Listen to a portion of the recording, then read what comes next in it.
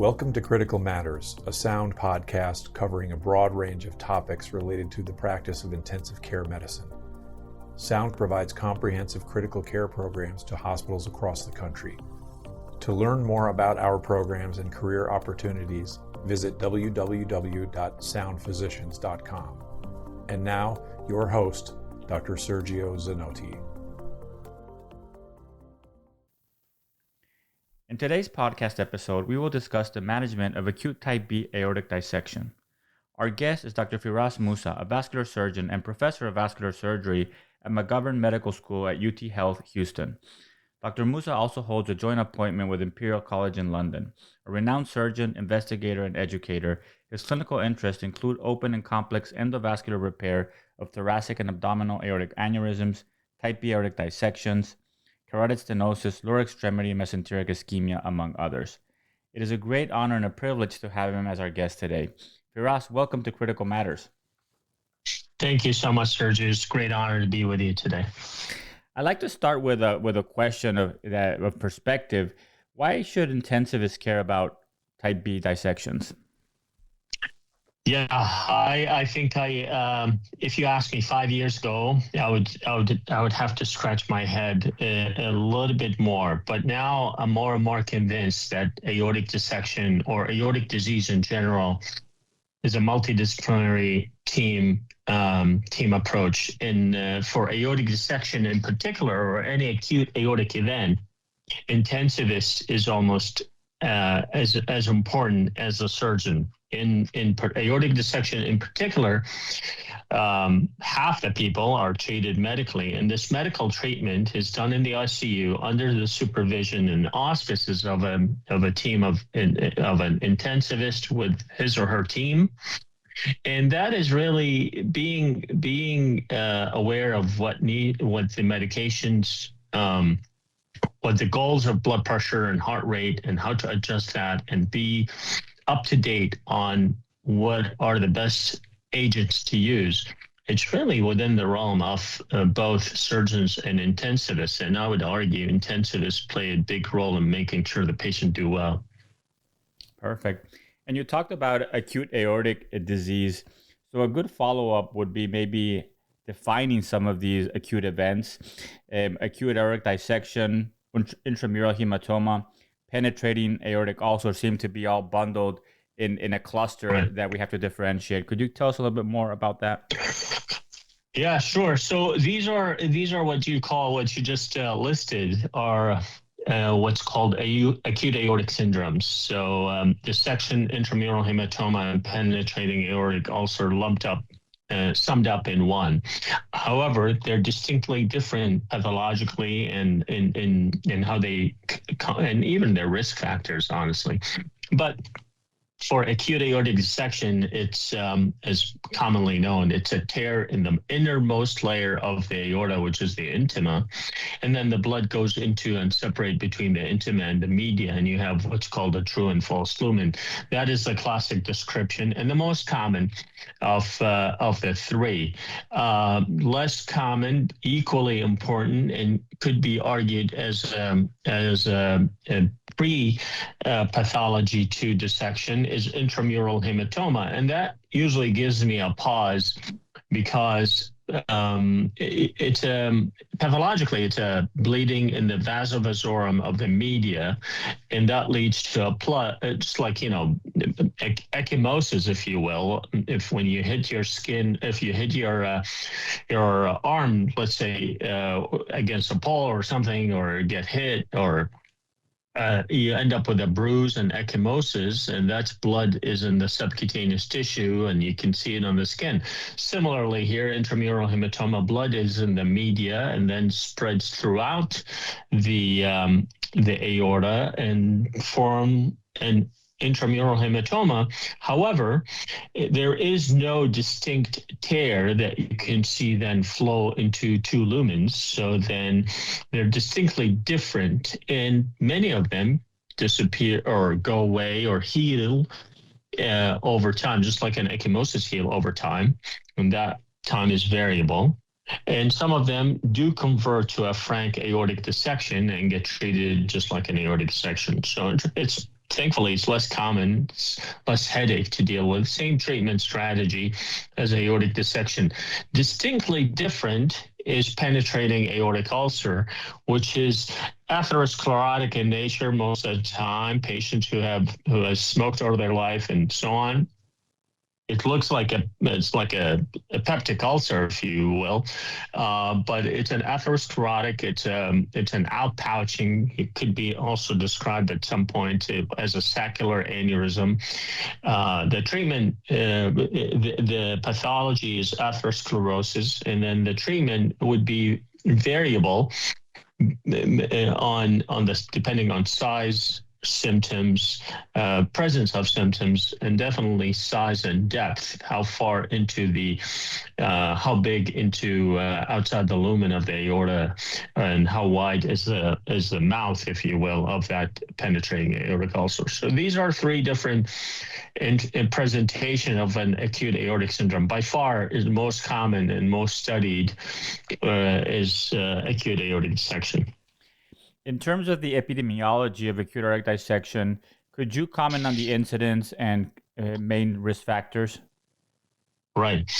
So incidence classically described as anywhere from 2 to 6. And as I'm finding out more and more in the trial, to be honest, is more around 2 to 3 per 100,000.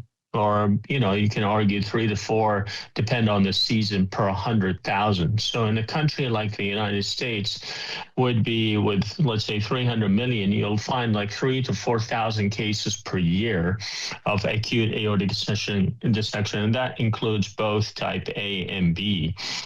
Slightly more A, probably, if you count, if you try to be slightly generous, we'll end up around that number to 5,000 new cases per year for a country like the United States. That's in terms of men and women tend to be, like most aortic diseases, underdiagnosed in women, but the incidence tend to be similar, slight predominance in men. But as they age, probably they're both similar incidence in men and women. Less known and less in other minorities like African Americans and Asians. It's definitely it's a well-known described entity in Japan and China and Korea, and treated the aorta dissected at different diameters. Now, risk factors are universal around the world. It is, I like to tell patients and tell even providers that is, aortic dissection is not a disease of technology or which devices and whatnot. It's primarily a disease related to hypertension in 9 out of 10 cases. It is uncontrolled hypertension is the number one cause or risk factor. The one that's less common but also important is connective tissue disorders like MARF and Louis-Dietz, VEDS, vascular Ehlers-Danlos, that is, and many other genetic aortic aortopathy. And then important, and there are pockets in the country that's more than others, but it's everywhere, prevalent everywhere, is the use of illicit drugs, most importantly, cocaine and meth. Wherever you see cocaine and meth use, especially in younger folks, this spikes blood pressure at a very high level, and this spikes lead to an aortic dissection. We've seen that throughout the country, and these are the 3 most common risk factors, but by far it is hypertension, just like smoking and peripheral arterial disease. Yeah. Classification of aortic dissections has important implications for therapy and understanding the disease and making sense of the anatomy. Could you tell us what are the current systems that are relevant and how they should be viewed by non-surgeons? Right. So I agree. It's an important topic. So just to give you a little bit of a historic background, King King George II died in 1760 of presumed type A aortic dissection. Okay, so that's 1760. Nothing happened till the year of 1954, when DeBakey and the Dream Team here in Houston actually described the disease as type 1 and 2 and 3, and 3 was divided in 3A and 3B according to DeBakey classification. And then 20 years later, in 1970, Shumway and Daly came up with the Stanford classification. So today, DeBakey and more commonly, Stanford classification is probably still the most commonly used is Stanford. You hear people talking about Stanford A and B, and that's really refers to Stanford A refers to a dissection or a tear that involves the ascending aorta. And the ascending aorta definition, if you read it in the our paper in the New England Journal, it is really delineated by the medial border or around the medial border of the innominate artery. So anything below that, between the valve and the innominate artery, is considered type A. Anything between the middle or kind of the lateral border of the innominate artery is considered after that to be type B, aortic section. And that's, I think, is slowly giving way to the newer classification that came up by the Society of Vascular Surgery and Society of Thoracic Surgery, which is so the SVS-STS zone 1 to 12, which I think, to their credit, I think it's more descriptive, because if you're on the other end, like you're the intensivist, you're on the phone and you're talking to the surgeon the other end. If I tell you there's type B, this could be anywhere. It doesn't tell you maybe tells you where the tear is, but doesn't tell you the extent. Here it tells you the tear, and the extent goes from zone 1 to zone 6 or zone 5 or 6 or 8 or 9. So if you have the table in front of you, it make it easier for the person on the receiving end. Imagine it's 2 a.m. and I'm describing this to you. It wouldn't make sense unless you have a visual. But zone 1 to 6. Now, this, in terms of making communication easier, and also has implications on therapy, because obviously type A is treated differently than type B.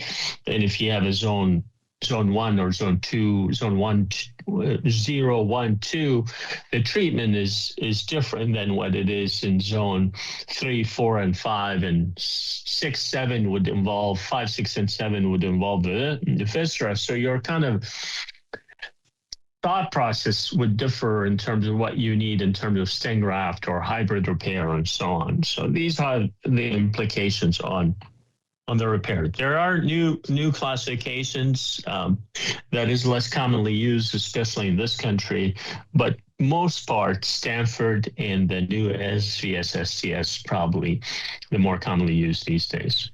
Don't say that to the group at DeBakey Heart Center. For sure. But like you mentioned, we're both in Houston, so the historical context is always very important, right? And of course. Really, we're pioneers in understanding and creating interventions for acute aortic disease. So Stanford, like you mentioned, is also what I believe most intensivists are familiar with. And from a very simplistic perspective, type A, you think, okay, we need surgery immediately. Type B, I need to talk with surgery, but we have a time to figure out what to do. Now, correct. The SVS-STS that you mentioned in your wonderful review paper recently published in the New England Journal that we will link in the show notes is probably something we should be aware of in terms of providing more precision in our communication, right? So like you mentioned, if I call you with a consult in the middle of the night or whatever, and I can tell you what SVS-STS zone model is affected, it gives you a much better perspective of what's going on and what are probably the next steps to take. So I would equate it for our intensivist listeners to talking with a neurointerventional person and giving them an NIH stroke scale. It adds precision, exactly, and we can all speak the same language of what's really, really happening. Now, that would be amazing. Yeah, correct. So that would be phenomenal. We will work on that. I'm sure that it's still not the common pattern. But have you experienced a pickup in radiologists reporting SVS, STS, or they don't really go into that? No, not really. I mean, and it does pick up among trainees in surgery. So now, as a resident call me and tell me this is zone 1 to 5 or something like that, which is helpful. But as you said, I think is exactly like the NIH score. If you could, it would be incredible. As I said, I think the intensivists play a key role in understanding the anatomy for the intensivist, which I think their role is just as important as the surgeon. In a multidisciplinary team, we all should be speaking the same language and be on the same page. Yeah. That would be ideal. Yeah, I agree. And the last classification, which I want you to comment on briefly, we're going to dive in more detail as we talk about management, but I also believe extremely important for type B specifically dissection is complicated versus uncomplicated. Right. So in specific in type B, so type A, actually before that, type A would be most of the time it's a fatal disease or needs urgent therapy because of either severe AI, pericardial effusion or secondary rupture, or malperfusion.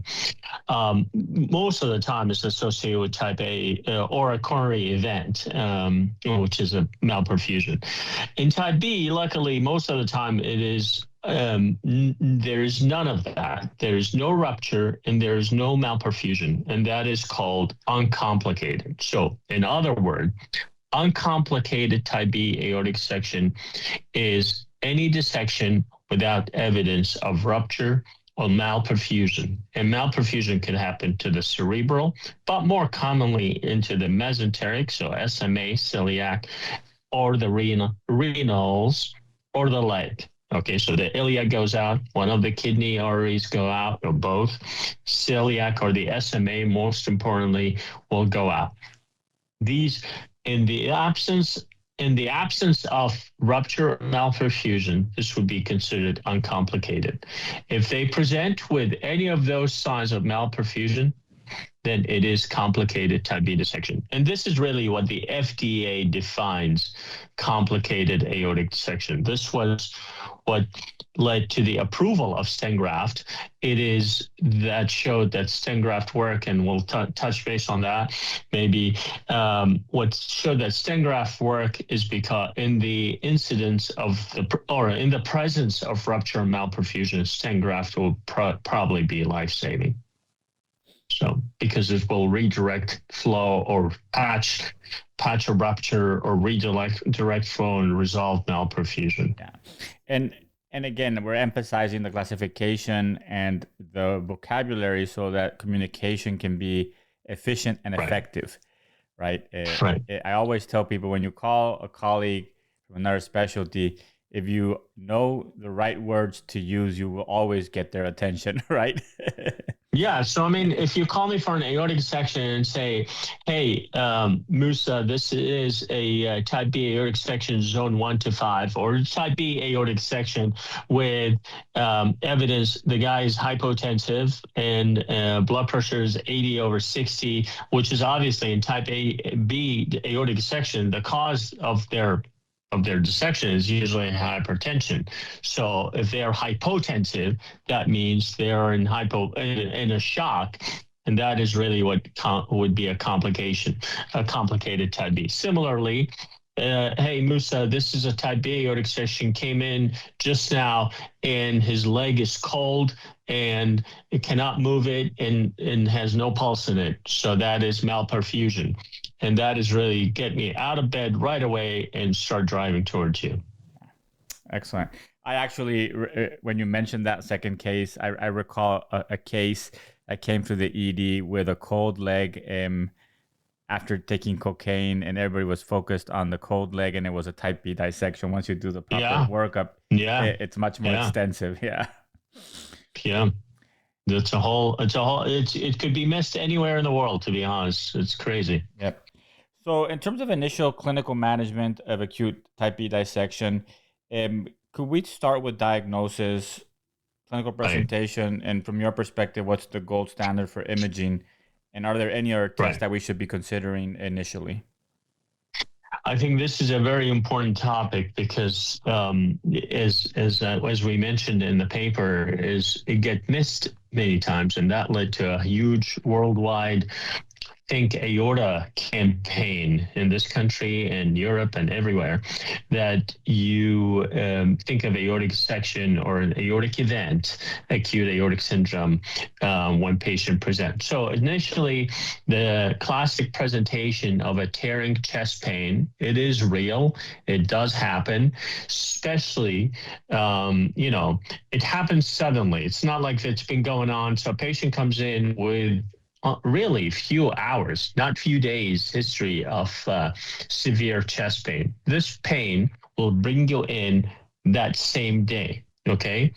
That's first hint. And the second hint, mostly is the pain, and then the second thing or the sign is the hypertension. So pain and severe hypertension, we're talking anywhere from 160 to 180, 200 diastolic over 110 diastolic in a person may or may not be taking their blood pressure pills or not known to be hypertensive. This should alert you to an aortic dissection. So pain and hypertension should equal, should bring, I shouldn't say should equal, should bring aortic dissection to the top of the differential in anyone's mind, in the ED, in the ICU, and so on. So the gold standard nowadays in 2025 is CTA of the chest, abdomen, and pelvis. Chest, abdomen, pelvis. Not enough. Even if the patient has renal insufficiency and so on, CT scan without contrast is useless for this diagnosis. Cannot tell me anything, as you can imagine. You can't tell if there's malperfusion, if there's a rupture. So it becomes, I would be, I can't remember how many times I've tell this to the intensivist or it's usually the ED, when it's like, you can't tell me its patient has an aortic section on a non-con CT scan. So CTA, chest, abdomen, pelvis should be the first immediate test for obviously at the same time you would have done cardiac enzymes and EKG by the time they come and get the patient to do the CTA. It kind of goes hand in hand. You can send for D-dimer. Usually if it's positive, just like PE, it is more indicative of an acute aortic event. If it's negative, does not rule it out. But definitely, this is the presentation and CTA from the initial presentation. Yeah. Is there a role for echocardiography emergently, or that's more for... Right. So echo used to be, when I was growing up, echo used to be the gold standard, if you will, for before the 64 slice, and it tells you how old I am. Before the 64 slice and now 128 and God knows 230, or the presence of CT scan in the emergency department, echo. Now, echo could miss some areas in the heart. Echo is still key in type A more than type B. Aortic section, but I think for the general immediate diagnosis, it is kind of taking a back seat. I think it's important in the operating room to have an echo for many reasons, for diagnosis and also to guide therapy as well, just like an intravascular ultrasound. But definitely taking a back seat to CTA. Any other tests that you would recommend? I guess these days we get a bunch of tests in the ED anyways, but obviously creatinine would be helpful as a potential Right. sign of hypoperfusion. Anything else? No, I think you hit it right. I mean, I think kidney function and full cell labs. I mean, see the usual tests that come in. It depends on the scenario of patients hypotensive and anemic. And you have that will explain the CT scan with a bloody pleural effusion, if you will. So there is nothing particular if you're asking. There is nothing except that, as I said, the markers of D-dimer. There are a bunch of other tests, other markers have been tested, but it really hasn't been that widely used. But only probably D-dimer has been circulated as potentially, But as I said, if it's negative, that does not rule it out. That's it. Just full set of CBC and a chemistry should be helpful to guide therapy and also guide diagnosis and therapy. Both. In terms of and usually these patients come through the ED, they're diagnosed in the ED, and immediately, obviously, vascular surgery and CT surgery, depending on the type of dissection, will be alerted. They usually are, they should be admitted to the ICU, as we mentioned earlier. What are the initial considerations for medical management of a type B aortic dissection? So I think this is the initial management is so important for type B, and that is where I think intensivists. You can slice. It's like vascular surgeons. There are general vascular surgeons, there are aortic vascular surgeons, and there are carotid vascular surgeons, and so on. There's dialysis and peripheral vascular disease. Here, you could same thing with it. There's CV anesthesia and so on. Here, you can have a similarly dedicated ICU team led by an intensivist who is well-versed in aortic disease. So let's I'm going to spend a minute here on ICU management, because I think if I learned anything so far from the trial that currently I'm running, is the ICU management could definitely change the course of the patient in the hospital, and therefore even post-discharge. And here's how. We usually treat those patients with we still do, with a drip of what's called anti-impulse, meaning you treat the blood pressure to guideline therapy, blood pressure of a aim of a systolic of 120 and heart rate below 120 and below, and a heart rate below 80. And the same time, strict eyes and nose, make sure they're not really overhydrated, concentrate drips, make sure their urine output is monitored. You put a line and a Foley, and make sure they use their incentive spirometer and so on. And however, the drips, we used to use esmolol, which is still probably in our place, we use esmolol. And I'm finding more and more that probably non-selective blockers like labetalol. And we're investigating labetalol instead of esmolol, for instance, as an initial therapy, and also add oral medication at the time of presentation, would probably be worth switching to, if you will. Now, this is not a recommendation for everyone to adopt everywhere and start. Mussa said so. It is an important topic to evaluate per ICU. And I've seen it's now published in, I think the group in Wisconsin have published a good paper on their medical management of type B aortic dissection. So esmolol instead of labetalol instead of esmolol has been linked to shorter ICU stay, shorter hospital stay, and better blood pressure control when they go home. There's a whole protocol for that. Labetalol is first line IV therapy. plus amlodipine PO. Then you switch to diltiazem. You switch to cardine, drip, then another calcium channel blocker, and then you add on oral and IV if you need a second line. Second line oral would be losartan, for instance. So my point is there is evolving change or evolving medical therapy in the ICU.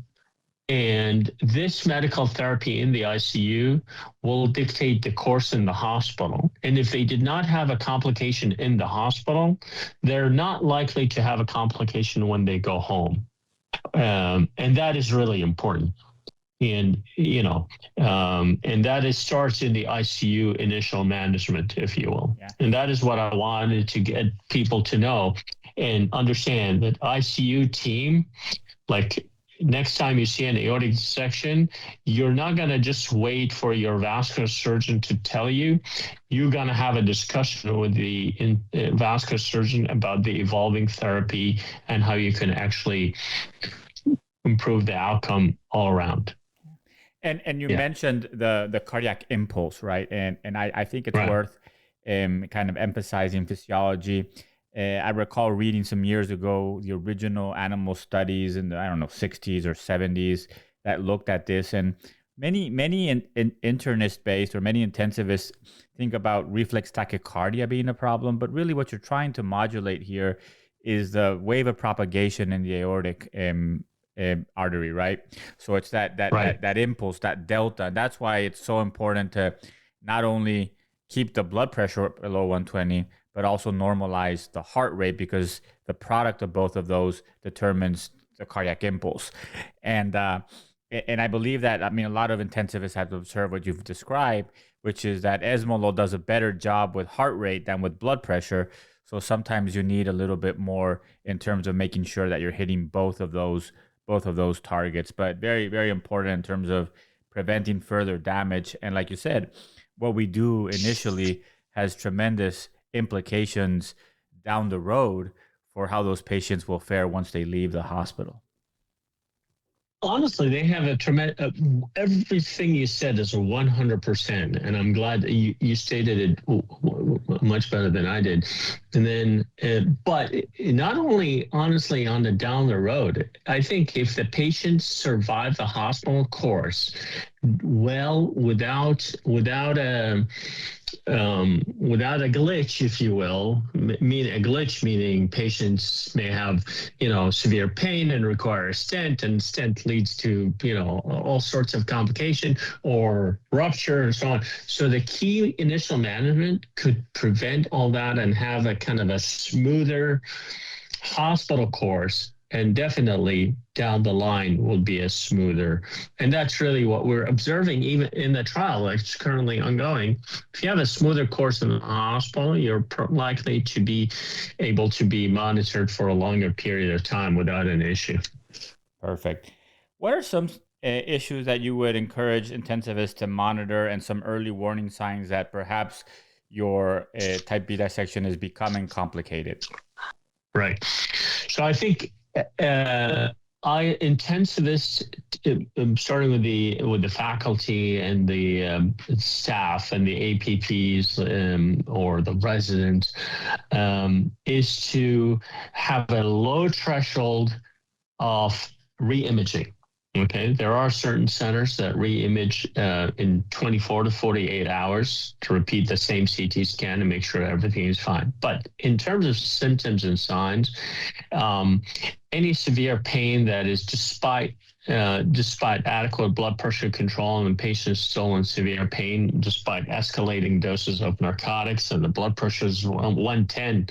So that's an issue, requires attention and proper action. Changes in the feeling of the leg and the arm and acting weird and funny. It's like an MI. I mean, if you're watching an MI and post MI and the patient might or might not have gotten a PCI, and something goes wrong, patients have severe chest pain or enzyme leak or or acting funny. I mean, funny is defined in many ways, but here in dissection, it really could be richer. You could think of retrograde aortic dissection. Patient comes in with a type B and now has a type A. So all of a sudden, their blood pressure is not staying up. For instance, they're hypotensive. That's a worrisome sign. Patient cannot lift their leg. That's a worrisome sign. Patient develop a stroke from let's say, carotid malperfusion from a retrograde aortic section or tear extension. So these are the things that you keep in mind, that the disease is a fluid situation, that a disease itself could extend despite your best effort, or your treatment could cause a problem despite your expertise and meticulous effort.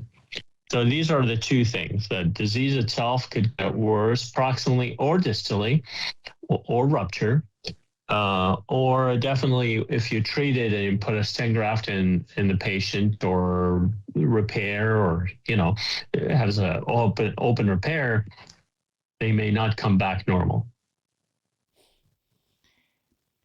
I would like to dive into the treatment strategies and the current evidence for more definitive treatment, which obviously is your not only area of expertise, but I'm sure of passion. And this has really evolved over your career significantly. And like you mentioned, there's still a lot of research going on. But perhaps we could start for us with talking about the complicated type B aortic dissection. How do we approach that in terms of intervention?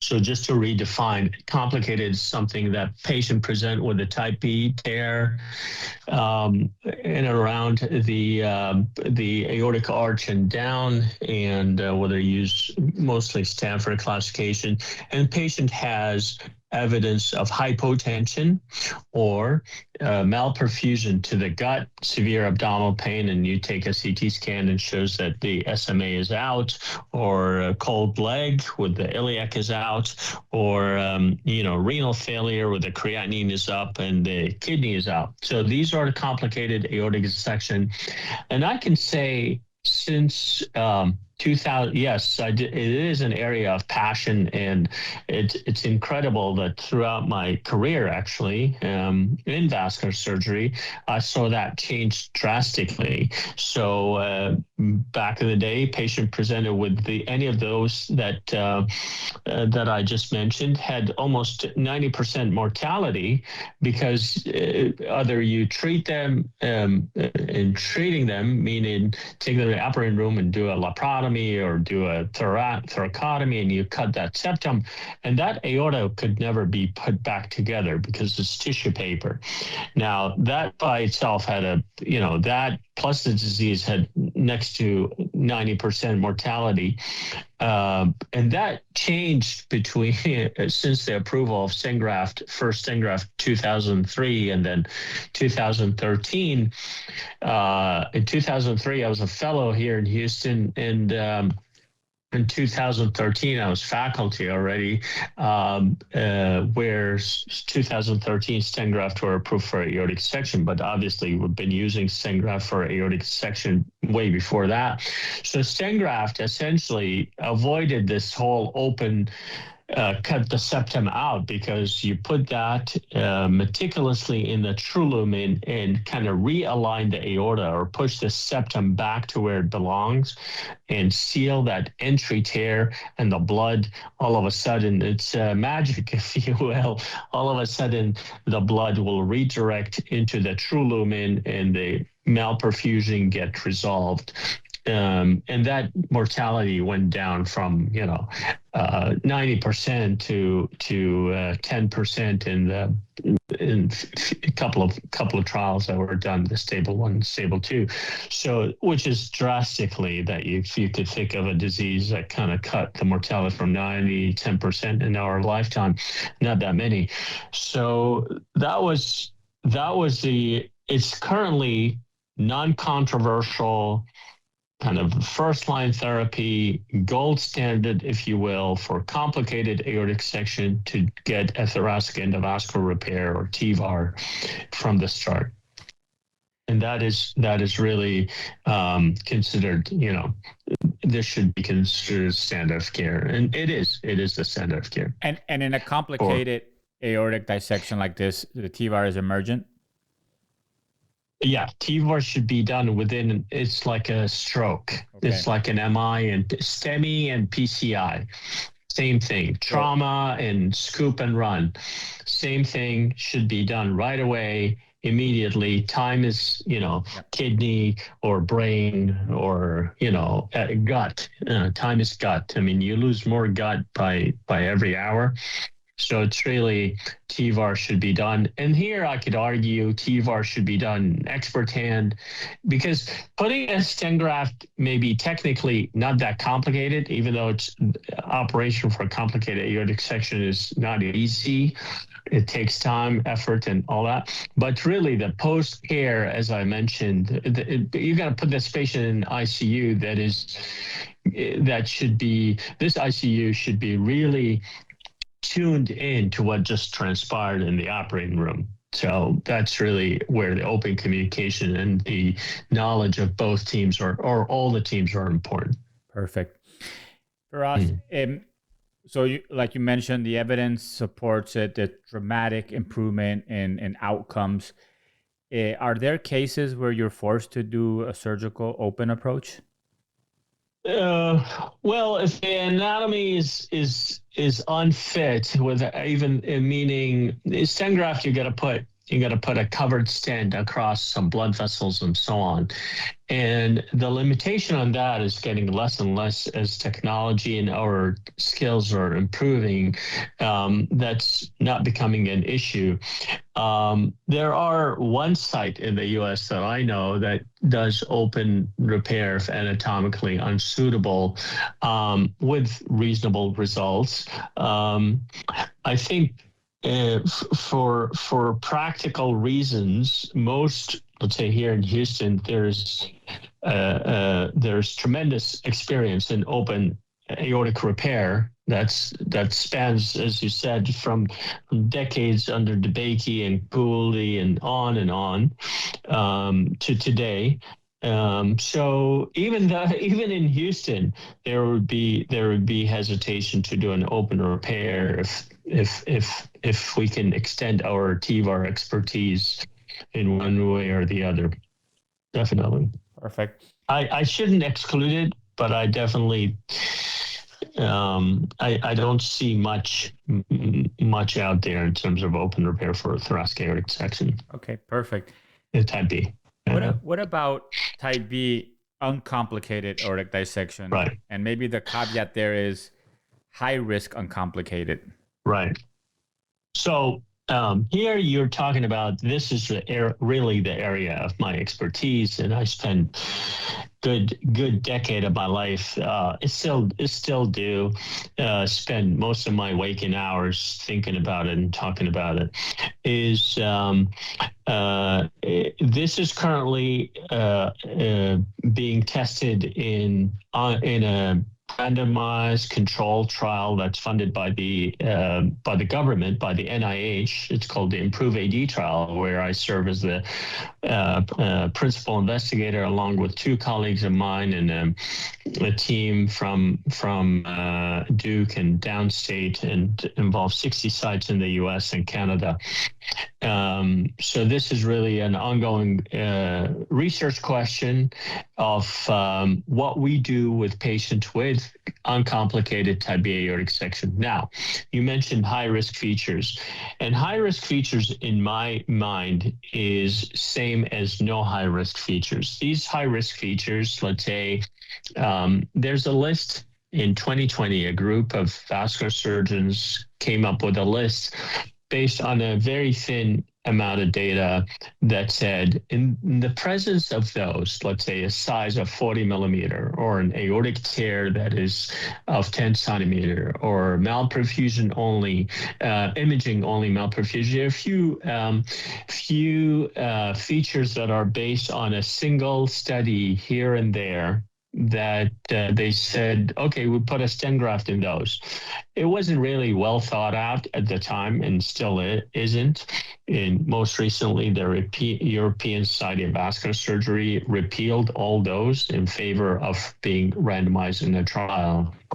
So for the New England Journal paper, actually, I initially did not mention it until one of the reviewers wanted to have it in there, which I think is valid in the sense that, okay, we have those features. We will include all those features in the trial, and then we could then validate them prospectively in 1,000 patients. How about that for a good scientific project? And I think that is where we are now.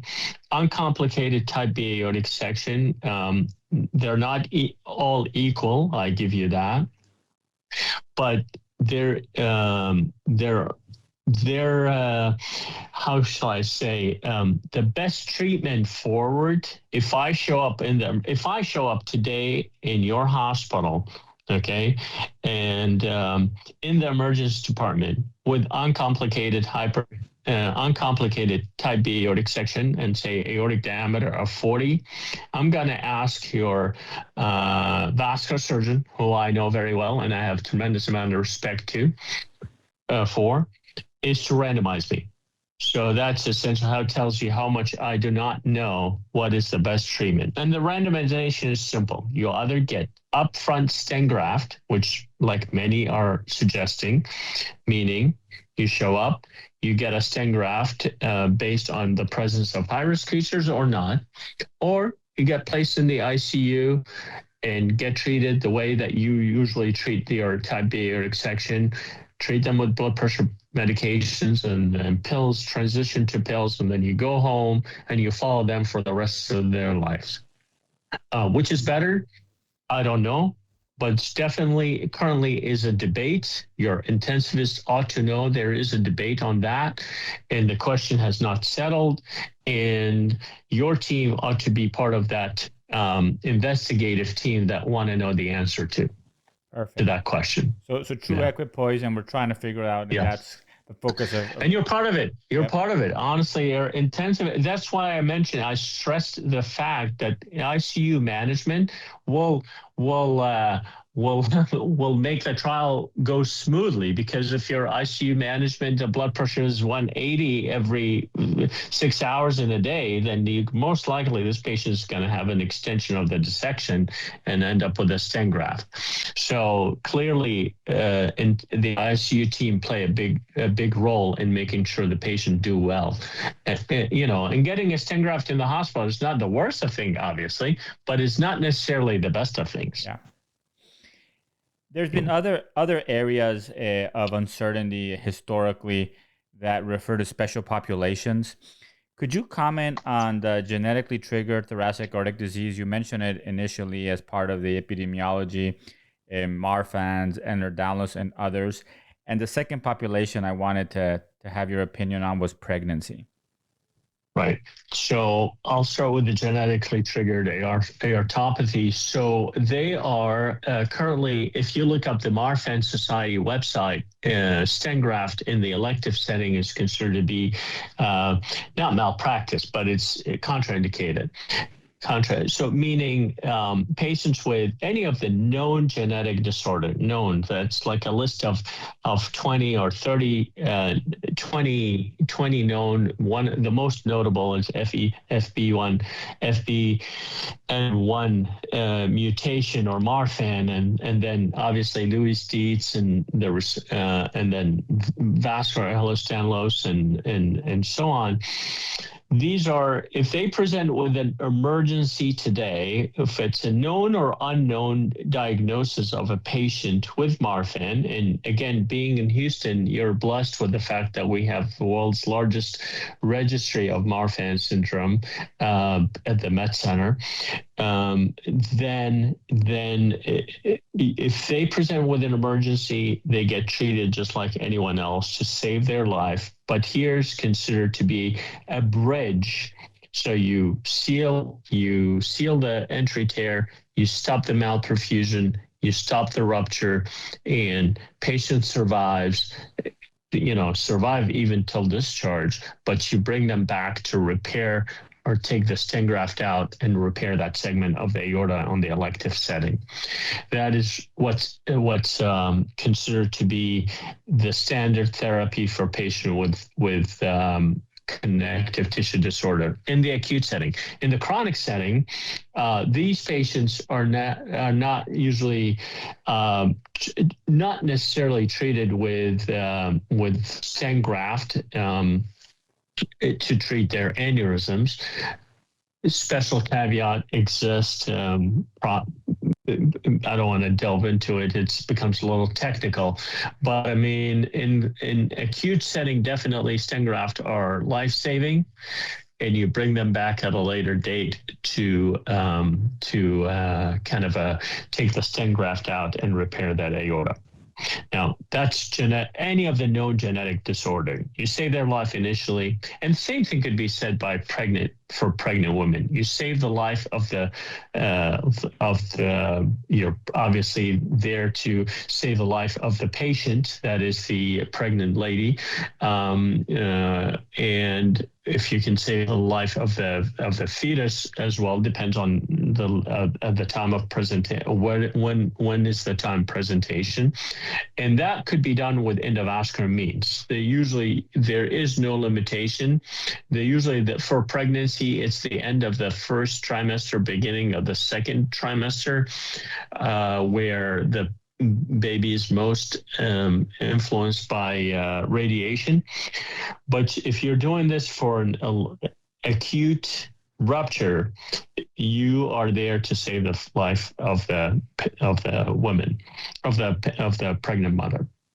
Now, pregnancy itself is a area where it's really women presents 30-week type B aortic dissection.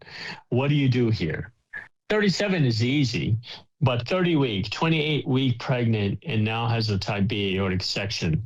And that is really the area where I definitely think there is very little amount of data out there, or even a consensus of what to do for those patients. And that's why it's an area of uncertainty, because it's treated very individually, and duly so, because we don't have that much data. And again, I hope I was clear. Yeah, and in pregnancy also, the challenges of studying that patient population are well documented. So we don't have data, and it's likely that's the way it will remain for some time. Yeah. I mean, I sit on a document oversight committee for the Society of Vascular Surgery, and we were debating what are the important topics to bring as a guidelines. And then very pressing and important is actually a treatment of a pregnant woman with an acute aortic event. We have any vascular surgeon try to look this topic, you find nothing. You hit a wall. Yeah. So. In terms of long-term management of TEVAR and complications, what's the recommended follow-up for patients who are discharged after a TEVAR? Right. So the guidelines say you see them at 1 month, and you see them and you repeat imaging. So you see them at 1 month, 6 month, 12 month, and then yearly thereafter with a CT scan. At each visit, you document blood pressure. You ask them to have most hypertensive patients have many hypertensive patients have a diary or a table of their blood pressure control. So you obviously try to go over that with them and highlight any areas where the blood pressure could be improved. So that is the regimen, and that is where a partnership with a cardiologist that also has an interest in aortic disease is important, and you follow them as a vascular surgeon. You follow them for aneurysmal growth. Essentially, that's the most important thing.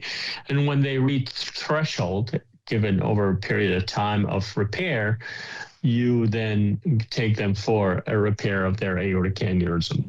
And that varies from depends on age and presentation and so on. So that. We were talking before we started recording that a common transfer reason is somebody presents to an ED and they have pain or other symptoms. They get a CTA, and these are patients who already had a TEVAR, and they see things that are interpreted as abnormal, and they get transferred to a vascular referral center. What are the true emergencies post TEVAR that we should be aware of? So that's so I can feel your. It's funny when you get a call. Oh, patient has a TEVAR, call a vascular surgeon, and this vascular surgeon looks at it as like, okay, well, send the patient back, which is 9 out of 10 times probably the case. However, there are definitely emergencies post TEVAR, post immediate implantation, or even years later. You can think of and it depends also on the age of the patient and the risk factors and whether hypertension or not plays a role. Now, you can think of the stent graft as a rigid material sitting in the aorta that is moving. So you can imagine the forces, and it depends on if you put it top of the candy cane or in the straight portion of the candy cane or in the curve of that candy cane. These forces are gonna hit the stent graft and cause all kind of issues. Now, the issues can happen in the true emergencies that jet of blood with the systolic blood pressure hit the proximal part and in that candy cane portion of the aorta and lead to a new dissection that goes in a retrograde fashion into the heart. So retrograde aortic dissection is directly related to the size of the stent graft and the fact that uncontrolled hypertension, you'll end up with a real disaster here by retrograde aortic dissection and causing a patient to have a type A. So patient post, all of a sudden, patient has no cardiac output if it's in the operating room, or, could come a later date with a new chest pain or so on. So similarly, could happen in the distal portion of the aorta and cause what's called a distal single new entry tear, or sign. And that stent-induced new entry, SINE, and that could cause a new type B aortic dissection could be with malperfusion. You put a stent graft in and you're high-fiving and you're good, and the patient 2 days later has no flow and lactate goes up to 10 in the ICU. And that is because your stent graft actually caused a new tear that led to malperfusion. So immediately you could have a new dissection, proximally or distally, and that, or could, these are the immediate complication that are true emergencies. I think that was your question. Yes. True emergencies.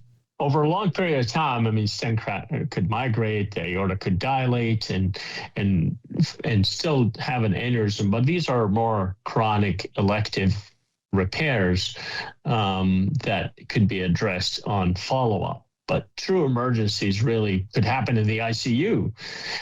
Talking retrograde dissection or new entry tear is definitely on the top of the list. Perfect. As we close, Firas, what would you as a vascular surgeon want your ICU colleagues to know and to do? And we mentioned a lot of it throughout the conversation, but in terms of kind of a wrap up and summary. Right. Everything I mentioned, but honestly, I would love it if ICU team develop into, if anyone, if you can have a dedicated aortic team, and that includes the ICU team, to understand that aortic dissection I want them to know that aortic dissection is changing in terms of therapy. Blood pressure control in the ICU is of blood pressure and heart rate control is so important for the patient outcome. Open communication and full taking ownership of the patient as much as the surgeon is key. And then low threshold really for re-imaging. I mean, of course, you're talking to your surgeon or surgical team and so on, but recognizing these changes in patient labs or presentations and so on are important to trigger re-imaging or direct communication with the surgeon to consider something new happened. That's really important in terms of. But if I want to give something to the intensivists and the nurses and the APPs and so on, is to I cannot overemphasize the critical role of initial blood pressure management with the appropriate agents. Yeah. Perfect. Firas, we'd like to close the podcast with a couple of questions that are unrelated to the clinical topic. Would that be okay? I mean, I'll try. I don't know anything about outside of aortic dissection, but yeah. We'll give it a shot. Perfect. Is there a book or are there any books that have influenced you significantly or a book that you have gifted often to other people? So I gifted something else than what I've with the books that I read many years ago. There's a book that my wife handed to me, and I think that was a beautiful read. We still remember it many years later. It's called A Dangerous Liaison. It's by Carol Seymour Jones. It's about the story or the lives of Jean-Paul Sartre and Simone de Beauvoir. They're the two existentialist philosophers that lived in the 20th century in France, and it's a beautiful read I think for me it resonated so much in terms of depth of living and so on. And then it's from a beautiful era in Paris, so why wouldn't you love that? It was a very book influenced me. I do like history books as well, but that's probably dear to my heart. A book a gift more than others is very relevant to what I do, and what we just discussed is "There's a Time for All Things" by Greg Walker. It's a book about the history of Baylor College of Medicine and Michael DeBakey and all that, which I think, given that all my friends are vascular cardiac surgeons or cardiologists or intensivists, they find it helpful or useful, whether they read it or not. These are the two books. Perfect. Could you share with us something you changed your mind about over the last few years? So I worked in I had the privilege of working at the Imperial College in 2021 and 2022. I was still, as you mentioned, I'm part of the faculty, and working in the NHS in England. It was an outstanding, amazing experience, because many people tell you, so which is better, right? Because as if it's like I'm going to put a number on it. And it's honestly, I give you an example. A patient shows up in the emergency department with a diabetic foot ulcer. And in the US, we spend, we take the patient the next day, we do a bypass and so on, and the patient may lose their leg, right? Very possible but within 10 days, a patient would have had a problem solved one way or the other. In England, this patient will spend a good month in the hospital, may or may not. Actually, in the US, we would save their leg, but 10 days in the hospital, gets a bypass, goes home, but end up with a bill of $5,000, for instance, let's say. In England, they may spend a month in the hospital and they may lose their leg. There's a good chance, and they end up with a BKA. But guess what? It's free. right? So patient, you ask as a patient, one is stuck with a $5,000 bill and one is free. So which is happier? Because maybe you and I could pay a $5,000 bill, but not most patients cannot, right? So that led me to think is like, you cannot say which is better, and you lost a leg, guaranteed. And this guy that had a bypass may lose their leg eventually. But it changed my life in the sense like there's so much the things that we take, what we do and we think, in our daily life that is totally different from if you go to a different country or even different hospital or different state. So that's my cynical way of actually how I change my views in medicine in general, to be honest. And I think different experiences provide different perspectives, but also at the end of the day, it's also why there's so much difference ideologically today in the United States is not because the other side of what you think or people feel different are wrong. It's just that they value different things. And totally. What you value Yeah. and what you choose to solve for, because you can't solve for everything, right, determines a lot of those impacts. But I do believe that I agree, and it makes a lot of sense. And the final question is, what would you want every listener to know? Could be a departing thought, even a quote that you want to share with us. Well, I that's a good one because I actually struggle to come up with. Over the years, maybe as I get older, you become more cynical of everything around you, or just me. I think a code or a fact. I think it's hardly no one knows. I mean, I guess you could say, no one cares to know the truth, kind of thing. Yeah. Because I mean, the truth could be a lot of things that you may or may not want to know. So that's how. Perfect. Yeah, that's it. And for us, I want to thank you for your generosity with your expertise and your time. Would definitely love to have you back for another conversation on vascular emergencies. We'll keep track of the ongoing trial with the uncomplicated type B dissections and see when that comes out. But again, thank you very much for being on with us today.